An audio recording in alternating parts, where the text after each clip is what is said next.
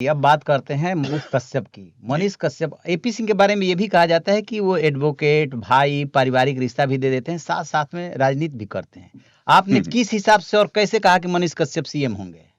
आप मनीष कश्यप, सुमित्रानंद पंत, गणेश शंकर विद्यार्थी, हमारे देश में कितने ऐसे पत्रकार हुए जो राजनेता बने। मनीष सिसोदिया का नाम लेना थोड़ा आजकल डिस्प्यूटेड हो जाएगा, केस है, लेकिन अगर इस केस को हटा दें, चलो शराब वाली तो नीति अभी लाए, उससे पहले 2 बार में तो सरकार ठीक ही चल रही थी। तो मनीष सिसोदिया पत्रकार थे, डिप्टी सीएम बने हैं और केजरीवाल जी का सम्मान कर रहे हैं। नहीं तो वो पीएम दावेदार हैं तो सीएम वो भी आगे बढ़ सकते हैं, लेकिन नहीं बने।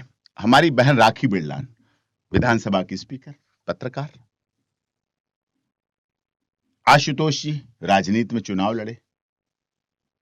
आनंद मोहन सिंह बिहार के, मैं आपको बहुत गहरी बात बता रहा हूं, आनंद मोहन सिंह के ग्रांड टू ग्रांड फादर आजादी के फाइटर फ्रीडम रहे, उनका अखबार चलता था, वो एक अच्छे पत्रकार, कलम के सिपाही रहे हैं। बाद में राजनीति में आए, बाहुबली सांसद, लवली आनंद सांसद, बेटा वर्तमान में चेतनानंद विधायक।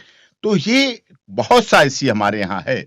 साउथ के कितने ऐसे पत्रकार हैं, कहीं लिखा नहीं है कि राजनेता अभिनेता नहीं बन सकता, अधिवक्ता राजनेता नहीं बन सकता, पत्रकार राजनेता नहीं बन सकता, कलाकार राजनेता कभी नहीं राजनेता बन सकता, व्यापारी राजनेता नहीं बन सकता, इंडस्ट्रियलिस्ट राजनेता नहीं बन सकते। हमारे देश के संविधान में कहीं लिखा ही नहीं, इलेक्शन कमीशन ऑफ इंडिया में है ही नहीं कि ये लोग नहीं बन सकते, चुनाव नहीं लड़ सकते। नहीं, एपी सिंह क्या करते हैं, माहौल बनाने लगते हैं, चाहे मनीष कश्यप के लिए बनाया हो, चाहे सीमा सचिन मीणा के लिए बनाया हो, उसको यदि अच्छा नहीं भी है तो उसको अच्छा बनाने लगते हैं, माहौल बनाने लगते हैं। अब छोटा भाई है, मनीष कश्यप की बात करें, छोटा भाई है, मदुरई में था, कैसे कैसे फोन करके बात करता, जा रहा है कस्टडी में एयरपोर्ट पे, चलते चलते लोगों ने कहा अरे ये तो एपी सिंह वाले केस के मनीष कश्यप, मिला दिया फोन मेरे को, उसका हमारा जानकार था, स्पीकर फोन खोल दिया, पुलिस कस्टडी में जा रहा, भैया मैं वहां जा रहा हूं, बड़े भैया मेरा ध्यान रखना, बड़े भैया मेरा ध्यान रखना।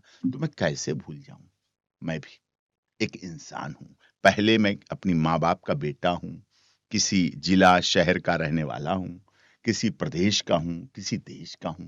तो ये भावनाएं, ये भाव जीवन में होना चाहिए। वो भरा नहीं है भावों में जिसमें स्वदेश का प्यार नहीं, और वो भरा नहीं है भावों से जिसमें अपने व्यक्ति के लिए प्यार नहीं। अगर वो मुझे अपना मानता है, जेल से छूटा, हजारों की भीड़ थी उसके पास, बहुत तांता लगा हुआ था, मालाएं लड्डू, जिंदाबाद जिंदाबाद, मनीष भैया जिंदाबाद। लेकिन वो क्या कर रहा है, भैया को फोन लगा, हाँ भैया, हेलो भैया, हाँ दिल्ली से भैया, एपी सिंह जी बहुत बहुत बधाई, मैं बाहर आ गया, आपका मनीष कश्यप बोल रहा हूं, मैं बाहर आ गया। तो उसके लिए करने में क्या बुराई? अच्छा, ये मनीष कश्यप जो पूरा वहां से जेल से छूटने के बाद पूरे बिहार का जो भ्रमण कर रहे हैं, इसके पीछे भी एपी सिंह का सलाह है? हाँ, आशीर्वाद तो लेना चाहिए। लोगों ने हमें देखिए भरा, उस पर कमेंट्स करते हैं, सहयोग करते हैं, अच्छी बातें लिखते हैं, तो उनके पास जाना चाहिए।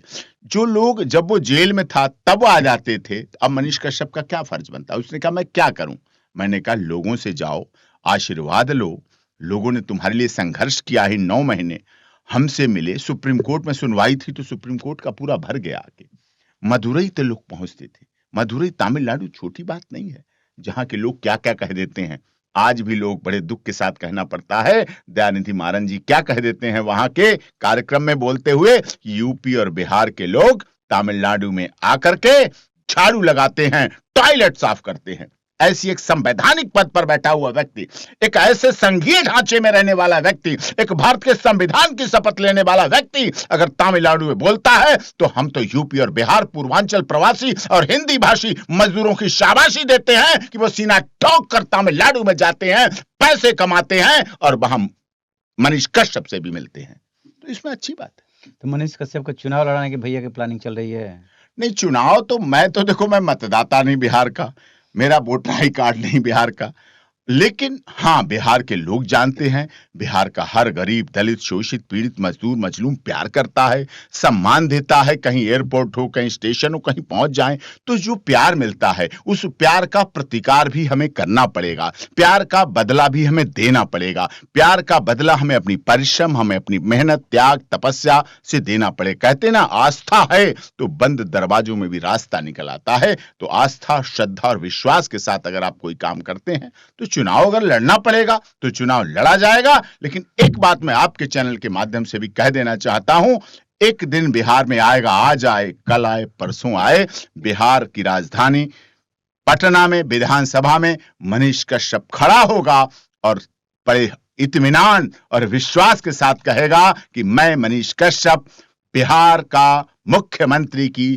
त्याग, तपस्या, सत्य, निष्ठा के साथ शपथ ले रहा हूं। एक दिन वो आएगा। इतना विश्वास तो लोगों का प्यार है। देखिए, 9 महीने उसे रखा गया, लोगों ने कहा 25 में छूटेंगे, 24 में छूटेंगे, छूटेंगे ही नहीं।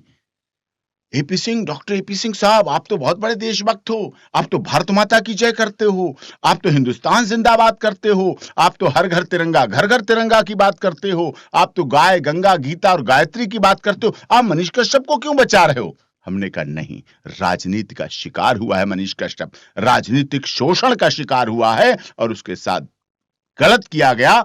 हाँ, थोड़ा सा बड़बोलापन था, उसकी सजा एक ककड़ी के चोर को कटारी से काट के दी गई। उसकी एक बात गलत थी, 6 महीने में हटाएंगे, सरकार गिरा देंगे। सरकार तो गिराने की बात साहब 20-20 विधायक, 30-30 विधायक भी होते हैं, वो पार्टियां भी नहीं कर पाती हैं। वो उन्होंने बोल दिया, शायद ये अति उत्साह था, अति विश्वास था, या बिहार की जनता का विश्वास था, या बिहार में उपस्थित वातावरण था जो सरकारें पूर्वांचल प्रवासी हिंदी भाषी लोगों के लिए काम नहीं कर पाती हैं। क्या यह सत्य नहीं है कि 370 धारा और 35 से कश्मीर से हटी?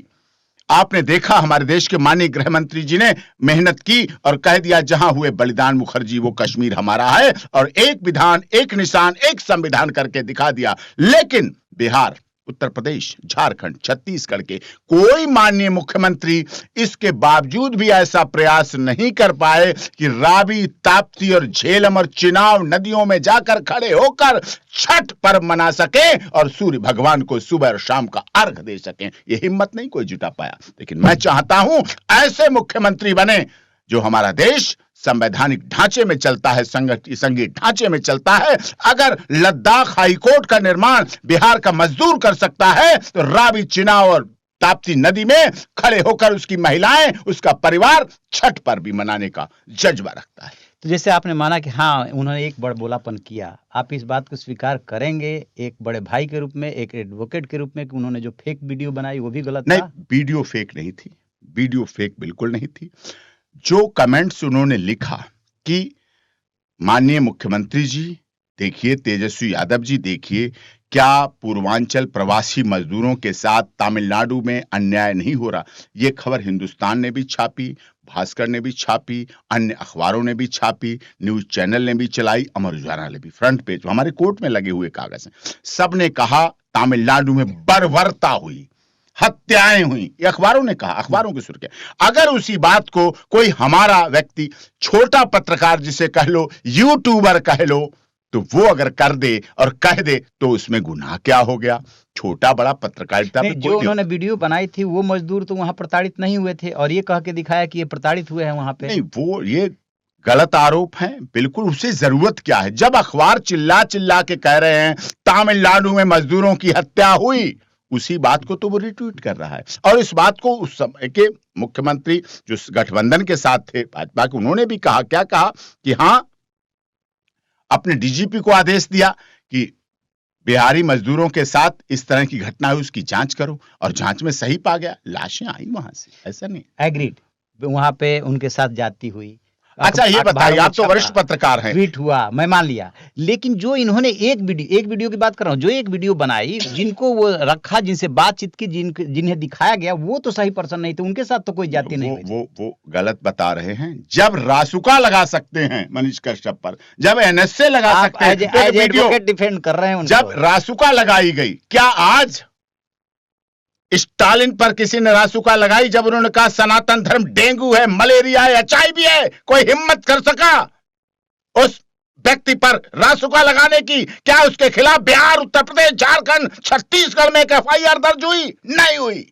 मैं रासुका की बात ही नहीं कर, रासुका को कोई भी सही नहीं ठहरा सकता, बस सिर्फ उस एक फेक वीडियो की बात कर रहा हूं। वो उन्होंने सब अपने और केस भी रजिस्टर्ड हुए, केवल क्रिमिनल रिकॉर्ड बनाया गया। रासुका हटने के बाद उनमें बेल करानी पड़ी हम लोगों को, केस लगाने। वो अपना उन्होंने केस को मजबूत करने के लिए कई बार ऐसा पुलिस प्रशासन करता है, राज्य सरकारों के आधारित करते हैं, और उन्होंने भी अपने केस को मजबूत करने के लिए किया। लेकिन हमारे देश की न्यायालय, हमारे देश की अदालत पर हमें भरोसा है, पूरा विश्वास है, और हम access to justice for all हमारे देश के माननीय प्रधानमंत्री वसुधैव कुटुंबकम कहते भी हैं, और one earth, one family, one future, one health का नारा G20 में भी देते हैं, और सबका साथ, सबका विकास, सबका विश्वास और सबके साथ न्याय करके भी दिखाते हैं।